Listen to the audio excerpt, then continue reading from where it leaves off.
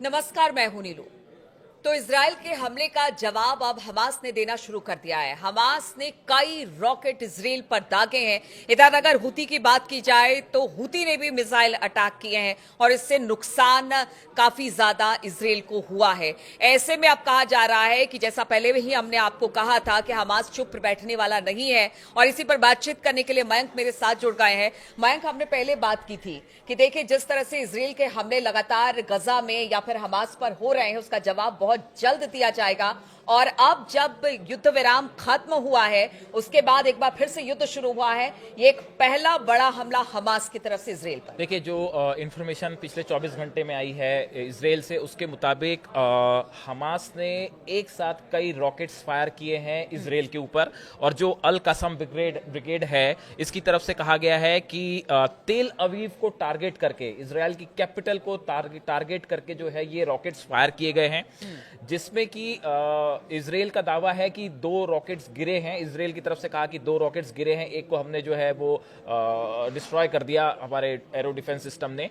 लेकिन हमास की तरफ से, अल कसम ब्रिगेड की तरफ से ये कहा गया है कि जितने भी रॉकेट्स फायर किए गए थे वो सब की सब गिरे हैं।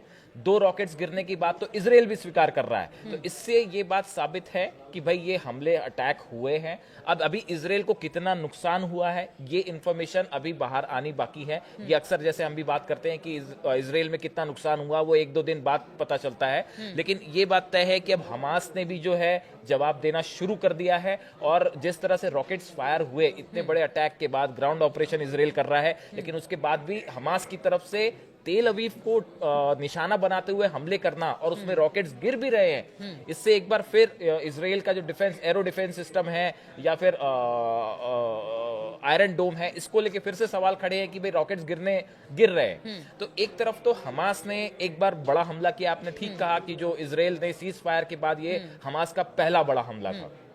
कल हमने चर्चा की थी कि जो इजराइल के टैंक्स गजा में दाखिल हुए हैं, उसको लेके हमास ने कहा है कि भाई जो टैंक्स हैं इसको हम पहले की तरह से फिर निशाना बनाएंगे और ये टैंक्स हम वापस अब नहीं जाने देंगे। तो एक प्रकार से हमास ने फिर से निशाना बनाना शुरू कर दिया है इजराइल को। ये एक पहला बड़ा अपडेट। और दूसरा जो आपने कहा हुती, देखिए हुती की तरफ से भी नया अटैक हुआ है।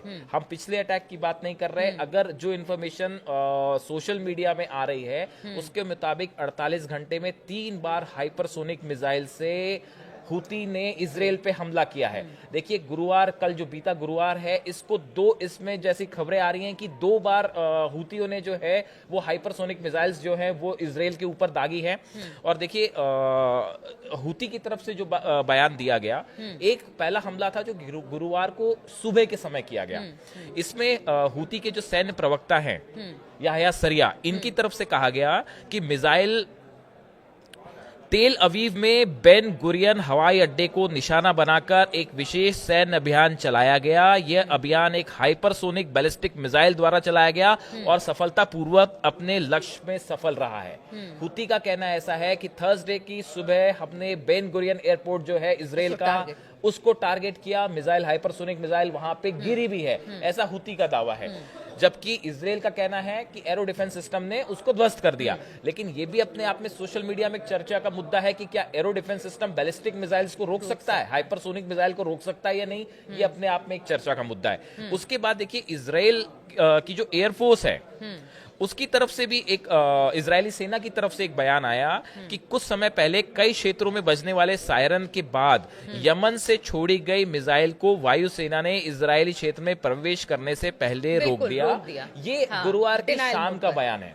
तो देखिए एक अटैक जो जिस तरह से चर्चाएं हैं कि एक अटैक थर्सडे की सुबह किया गया और एक थर्सडे की शाम को किया गया, इस बारे में कोई पुख्ता जानकारियां नहीं है। लेकिन ये हुती के 2 नए लेटेस्ट अटैक हैं। हम देखिए उस अटैक की बात नहीं कर रहे जो परसों किया गया था, जिसके बारे में हमने बात की थी, बुधवार, वो नेवातिम एयरबेस को, वो बुधवार को जो एक हमला था, हाइपरसोनिक मिसाइल जो दागी गई थी, वो एक मिसाइल दागी गई थी, वो नेवातिम एयरबेस जो है उसको टारगेट करके दागी गई थी। तो एक नेवातिम एयरबेस को अटैक करने की कोशिश की है हुती के द्वारा।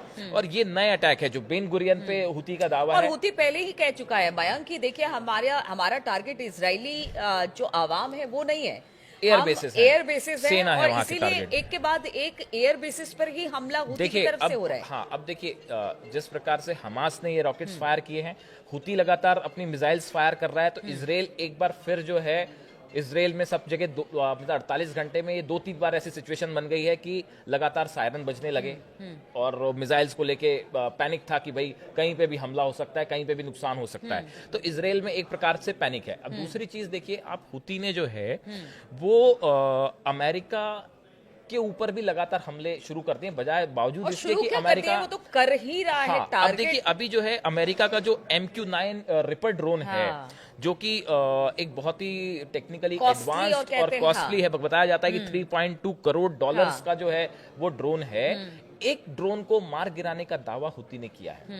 और अगर हम पिछले कुछ 1.5 साल की बात करें, 1.5-2 साल की बात करें, तो करीब अमेरिका के ये 16वां ड्रोन है MQ-9 जिसको मार के गिरा दिया गया लाल सागर। दाल सागर में। तो ये जो है लाल सागर और यमन के इलाके में हाँ। 16 ड्रोन अमेरिका के। देखिए ये 3.2 करोड़ डॉलर्स का ये बहुत ही कॉस्टली है, बहुत ही एडवांस ड्रोन है। तो इसको हुती अगर टारगेट करके गिरा पा रहा है, इससे आप हुतियों की क्षमता मजबूती का अंदाजा लगाइए। तो एक हुती, ये जो हुती है, ये फिलिस्तीनियों के साथ खड़े हैं। इन्होंने पहले ही कहा था कि अगर आप गजा में हमला करेंगे तो हम जो है उसका काउंटर करेंगे, जवाब देंगे। तो एक तरफ उसने अमेरिका को टक्कर देने के लिए खड़ा हुआ, और दूसरा जो है वो लगातार इसराइल को निशाना बना रहा है। एक सवाल और देखिए मयंक, अगर पहले युद्ध विराम से पहले की बात की जाए, युद्ध विराम से पहले हिजबुल्लाह एक बड़ी चुनौती थी इसराइल और अमेरिका के लिए, उसकी जगह और अब देखिए हाँ, सही अब कहा हुती है। मतलब एक पूरे स्ट्रेटेजी, एक प्लान के साथ कि अगर हिजबुल्लाह कमजोर होता है या फिर हमास कमजोर होता है तो एक दूसरा संगठन खड़ा हो जाता है, और अब हिजबुल्लाह की जगह हुती हम देख पा रहे हैं कि कड़ी चुनौती बना हुआ है इसराइल और अमेरिका के देखिए लिए। हुतियों का एक अपना ऑर्गेनाइजेशन है, करीब 1.5 लाख तो उनके पास उनके लड़ाके हैं। बिल्कुल। उनके पास 100 से ज्यादा बताया जाता है जो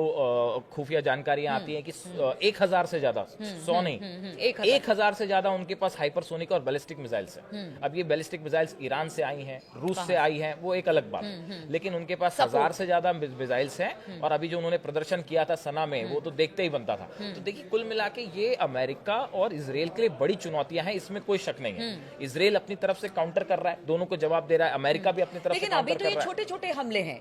अगर मयंक देखा जाए, इसे छोटा ही हमला कहा जाएगा। जिस तरह से अगर पहले के एक्सपीरियंस को देखा जाए तो उस हिसाब से ये अभी छोटे हमले हैं। देखिए, लेकिन हो सकता है ये हमले और बड़े लेकिन हों। देखिए इसका इंपॉर्टेंस ये है कि अब आप देखिए कि जिस तरह से हुती ने अमेरिका के वॉरशिप्स को हाँ, जिस तरह से लाल सागर में, और खासकर वो हैरी ट्रूमैन जो उनका एयरक्राफ्ट कैरियर है, बताया जा रहा है कि पिछले 3 दिनों के अंदर 5 बार हमले किए गए और उसमें मिसाइल्स दाग दी गई।